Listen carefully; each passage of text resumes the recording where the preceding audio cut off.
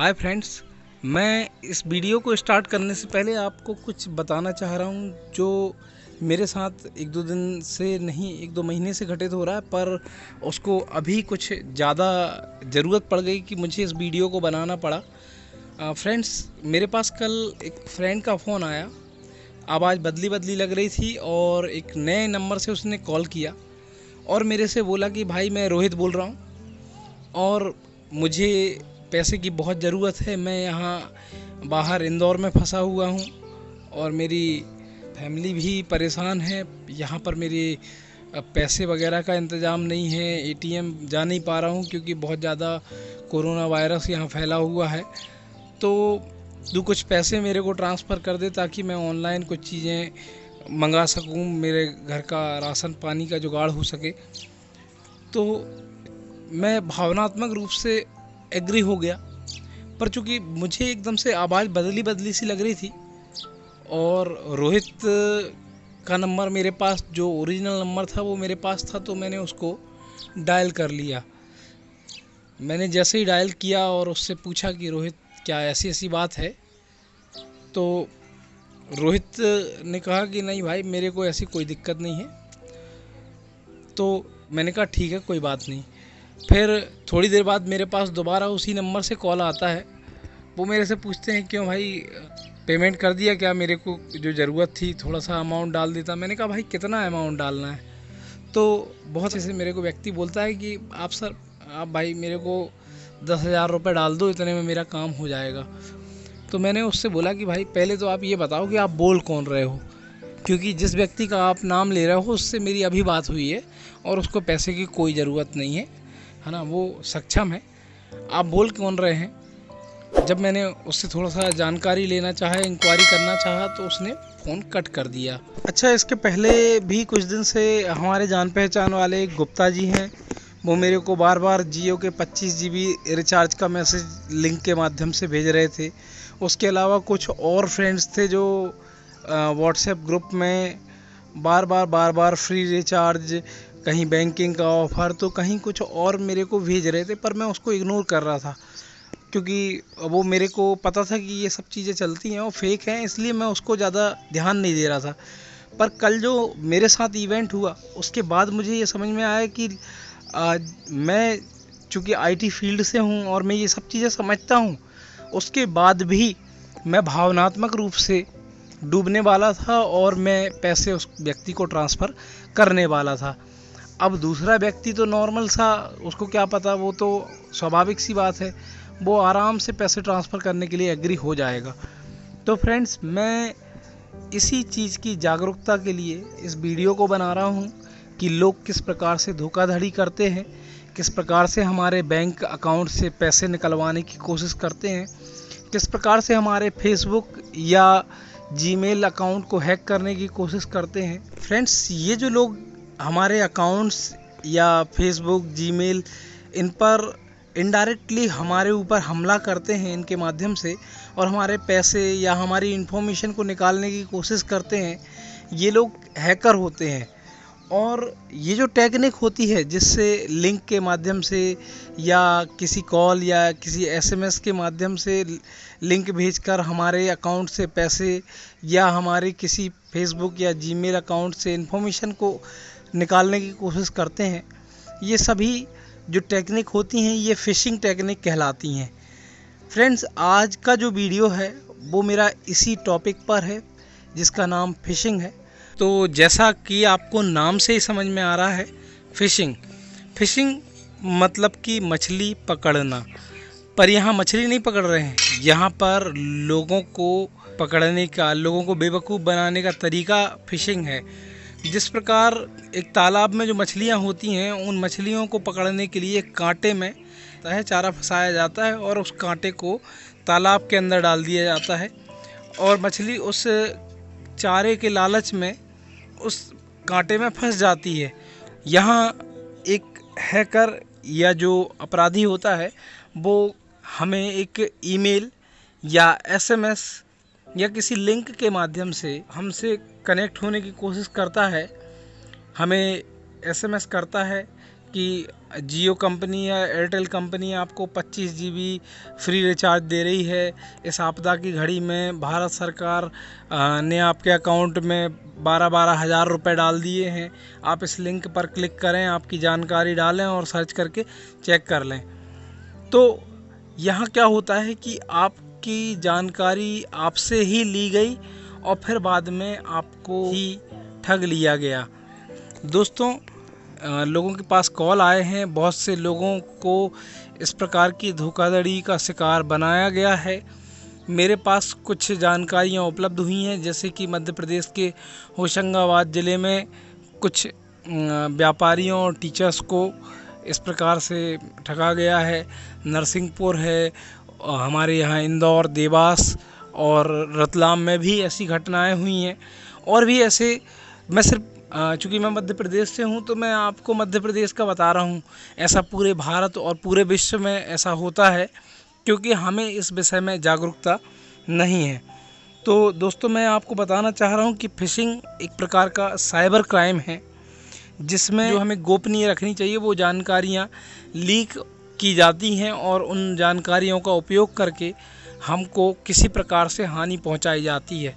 या तो वो पैसों की हानि हो या फिर हमारी किसी प्रकार की इन्फॉर्मेशन, जैसे कि हमारे क्रेडिट कार्ड या डेबिट कार्ड की डिटेल या उनके पासवर्ड प्राप्त करने के लिए हमको टारगेट किया जा सकता है, या हमसे किसी लिंक के माध्यम से सारी डिटेल, बैंक अकाउंट या हमारा UPI ID जानने के बाद उस पर उसकी OTP को एक्सेस करने की कोशिश की जाती है। कभी कभी फ़ोन आता है कि सर आपका आधार कार्ड जो है उसको अपडेट करा लीजिए, या आपके बैंक में आपका ATM या डेबिट कार्ड एक्सपायर हो गया है, आप उसको आपकी डिटेल बता दीजिए तो मैं यहाँ से अपडेट कर देता हूँ। और हम बड़े आसानी से उनको सारी डिटेल दे देते हैं और बाद में 10 से 15 मिनट के अंदर जब हमारे पास मैसेज आता है 50,000 कट गए, 1 लाख रुपए कट गए, 5 लाख रुपए कट गए, तब हमें एहसास होता है कि हे भगवान, हमने क्या गलती कर दी। दोस्तों, आपको पता होना चाहिए कि बैंक या बैंक के कर्मचारी जैसे मैनेजर या अदर जो भी कर्मचारी हैं, वो आपको कभी भी पिन नंबर या OTP के लिए फ़ोन नहीं लगाते हैं और ना ही आपसे किसी प्रकार से इनके लिए डिमांड कर सकते हैं। फ्रेंड्स, मेरे वीडियो को आप लास्ट तक देखें। मैंने इस वीडियो में आपको इस प्रकार की सभी घटनाओं से बचने के लिए सॉल्यूशन भी बताए हुए हैं। तो कंटिन्यू करते हैं हमारे इस टॉपिक को। फ्रेंड्स, फिशिंग साइबर क्रिमिनल्स का सबसे पसंदीदा टॉपिक है, क्योंकि कंप्यूटर के डिफेंस सिस्टम को तोड़ना काफ़ी कठिन होता है। उसकी बजाय फिशिंग के माध्यम से सारी इन्फॉर्मेशन आसानी से प्राप्त की जा सकती है। क्योंकि हम खुद उस इन्फॉर्मेशन को उस हैकर या साइबर क्रिमिनल को दे देते हैं। कारण ये होता है कि हम लालच में आ जाते हैं। हमें कोई SMS आता है कि 25 GB डेटा फ्री मिलना है, तो अब हम लालच में आ जाते हैं कि भाई हमें 25 GB डेटा मिलना है, तो क्यों ना हम जानकारी भर दें। इसी प्रकार एक लिंक चलती है कि मोदी जी 12,000 रुपये प्रति व्यक्ति के हिसाब से डालने वाले हैं, आप अपनी इन्फॉर्मेशन डाल के इस लिंक पर जानकारी देख लें। जब हम उस पर इन्फॉर्मेशन डालते हैं, इन्फॉर्मेशन सबमिट हो जाती है, फिर पता चलता है कुछ देर बाद एक मैसेज आता है, OTP डाला और हमारा पैसा कट जाता है। हमारे पास कोई एक SMS आता है जिसमें लिखा होता है कि आप इस लिंक पर क्लिक करें और हमें कुछ डेटा या फिर कुछ पैसे का लालच दिया जाता है। हम उस लालच के चक्कर में उस लिंक पर क्लिक कर देते हैं और लिंक खुलने के बाद हमसे सारी जानकारियाँ मांगी जाती हैं। जब हम जानकारियाँ भर देते हैं और भरने के बाद हम सबमिट करते हैं, या कभी कभी तो लिंक पर क्लिक करते ही हमारी जानकारी ऑटोमेटिक शेयर हो जाती, क्योंकि हमारा सिस्टम जो है वो उसको पहले ही अलाउ कर देता है। तो दोनों ही स्थिति में हमारा डेटा एक साइबर क्रिमिनल के पास पहुंच जाता है और वो साइबर क्रिमिनल हमारे डेटा का इस्तेमाल करके हमसे ही सभी जानकारियां लेकर हमारे बैंक अकाउंट से पैसे, या साइबर जो सोशल साइट्स हैं जैसे फेसबुक, ट्विटर आदि, या जीमेल अकाउंट, इनसे हमारी जानकारियां हैक कर लेते हैं। फ्रेंड्स, फ़िशिंग के लिए जो लिंक बनाई जाती हैं वो बनाना बहुत ही आसान है। इसके लिए आपको सैकड़ों वीडियो यूट्यूब पर मिल जाएंगे और इसके अलावा बड़े आसानी से लोग गूगल फॉर्म के थ्रू भी ये लिंक तैयार कर लेते हैं। क्योंकि सभी टेक्निक जो लिंक बनाने की जो टेक्निक्स हैं वो किसी अच्छे उद्देश्य के लिए, अच्छे प्रकार की जानकारियां और सर्वे कलेक्ट करने के लिए बनाई गई हैं, परंतु जो साइबर क्रिमिनल्स हैं, हैकर हैं, वो उन जानकारियों का दुरुपयोग कर लेते हैं। दोस्तों, अब मैं आपको ये बता देता हूँ कि ये फ़िशिंग टेक्निक जो है वो कितने प्रकार की है। फ्रेंड्स, सबसे पहले मैं आपको बताना चाह रहा हूँ स्पीयर फिशिंग। दोस्तों, स्पीयर फिशिंग जो है उसमें सामान्य व्यक्तियों को अटैक नहीं किया जाता है। उसमें जनरली बड़ी कंपनियों और जो स्पेशल विशिष्ट जो व्यक्ति होते हैं, स्पेशल व्यक्ति होते हैं, उनको अटैक किया जाता है। उनके अकाउंट्स से इंफॉर्मेशन लीक करने के लिए इस टेक्निक का उपयोग किया जाता है। इस टेक्निक में हैकर या साइबर क्रिमिनल उस विशिष्ट व्यक्ति से संबंधित अन्य व्यक्तियों या उस कंपनी से संबंधित अन्य सब कंपनी या एम्प्लॉइज़ के डेटा को हैक करता है और उस डेटा के द्वारा उस कंपनी या फिर उस विशिष्ट व्यक्ति को अटैक करता है। सेकेंड टाइप की फ़िशिंग वॉलिंग फ़िशिंग है। ये फ़िशिंग सही मायनों में स्पीयर फिशिंग ही है। इसमें कंपनी या कंपनी के एम्प्लॉयर या किसी विशेष व्यापारी को यह कहकर इन्फॉर्म किया जाता है कि आप अपने एम्प्लॉय को इस लिंक के माध्यम से पेमेंट कर दें, और जब वह लिंक पर क्लिक करता है तो कहीं और अन्य स्थान पर रीडायरेक्ट हो जाता है और पेमेंट गलत अकाउंट में ट्रांसफ़र कर ली जाती है। ये जो तीसरे टाइप की फ़िशिंग मैं आपको बताने जा रहा हूँ, इसका नाम है फॉर्मिंग फ़िशिंग। इस टेक्निक में एक फ्रॉड वेबसाइट होती है। इस फ्रॉड वेबसाइट में प्रोडक्ट की डिटेल शो होती रहती है। हम जब इस प्रोडक्ट की डिटेल्स को देखते हैं तो ये सारी की सारी डिटेल्स ओरिजिनल जैसी ही दिखाई देती हैं, परंतु इनमें बहुत अधिक रेट का फ़र्क होता है। मतलब कि जो अमाउंट का फ़र्क है वो बहुत ज़्यादा होता है। ये जो फॉर्मिंग फ़िशिंग है वो मोस्टली कैश पर डिपेंड होती है, मतलब कि हमारे अमाउंट पर अटैक करने की टेक्निक है ये।